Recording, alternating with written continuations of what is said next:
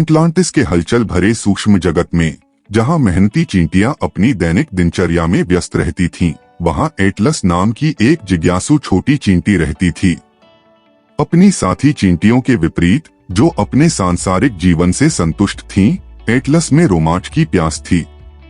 जबकि अन्य चींटियां भोजन इकट्ठा करने और रानी की देखभाल करने के अपने कर्तव्यों में तल्लीन थीं, एटलस ने एंथिल से परे की दुनिया की खोज करने का सपना देखा। छोटी उम्र से ही एटलस उन बहादुर चींटियों की कहानियों से आकर्षित हो गया था, जिन्होंने महान अज्ञात में जाने का साहस किया था। उनकी पसंदीदा कहानी एंटिला द एक्सप्लोरर की थी, जो एक प्रसिद्ध चींटी थी जिसने प्रसिद्ध शुगर पर्वत की खोज की थी, जिसके बारे में अफवाह है कि यह जगह स्वादिष्ट व्यंजनों से भरी हुई है। इन कहानियों से प्रेरित होकर एटलस ने अपने स्वयं के एक भव्य साहसिक कार्य पर निकलने का मन बनाया। एक अच्छी सुबह, जब सूरज की सुनहरी किरणें एंथिल को धीरे से सहला रही थीं, एटलस ने सामान के साथ एक छोटा बैग पैक किया और अपनी यात्रा पर निकल पड़े। उनके जाने पर किसी का ध्यान नहीं गया और जल्द ही उनकी दुस्साहसिक खोज की फुसफुसाहट पूरे एटलांटिस में फैल गई। कुछ चींटियों ने उसकी बहादुरी की प्रशंसा की, जबकि अन्य ने उसकी आकांक्षाओं को पागलपन से कम नहीं मानते हुए अविश्वास में अपना सिर हिलाया। विरोधियों से विचलित हुए बिना एटलस ने घनी झाड़ियां पार की और अपने परिचित परिवेश से परे विशाल दुनिया को देखकर आश्चर्यचकित हो गया। रास्ते में उसे चुनौतियों का सामना करना पड़ा, भयंकर तूफान और चालाक शिकारियों का सामना करना पड़ा।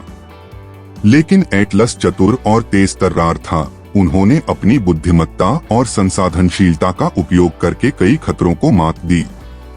अपनी यात्राओं के दौरान एटलस ने अप्रत्याशित मित्र बनाए। उनकी मुलाकात क्रिसियस नाम के एक बुद्धिमान बूढ़े क्रिकेट से हुई, जिसने दुनिया और उसके रहस्यों के बारे में प्राचीन ज्ञान साझा किया। उसकी दोस्ती फ्लटर नाम की एक दयालु तितली से हुई, जिसने उसे खिलते हुए फूलों की भूलभुलिया के माध्यम से मार्गदर्शन किया और उसे आसन्न खतरों के बारे में चेतावनी दी। इन नए साथियों ने एटलस को दोस्ती, विश्वास और उसके आसपास की दुनिया की सुंदरता के बारे में मूल्यवान सबक सिखाया। जैसे ही वह अज्ञात क्षेत्रों में गहराई से गया, एटलस रहस्यमय जुगनू वन पर ठोकर खाई।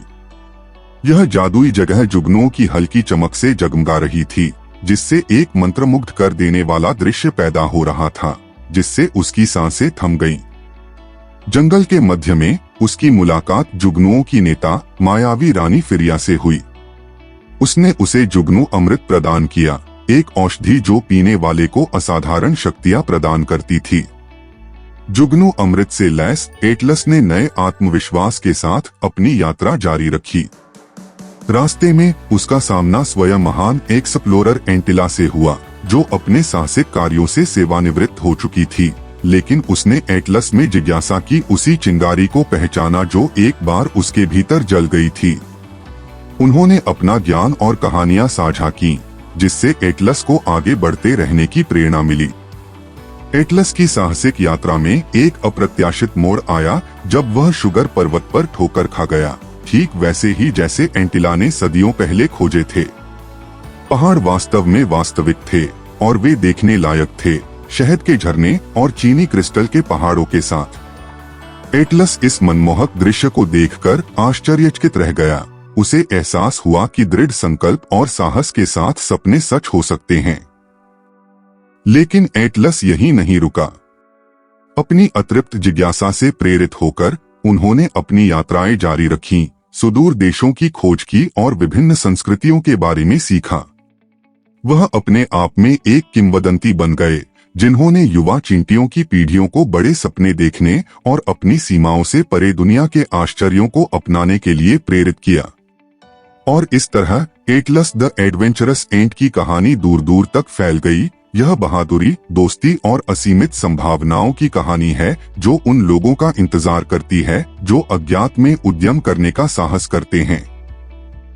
एटलांटिस के इतिहास में उनकी कहानी एक शाश्वत अनुस्मारक बन गई कि हम में से सबसे छोटा भी साहस से भरे दिल और जिज्ञासा से भरे दिमाग के साथ महानता हासिल कर सकता है।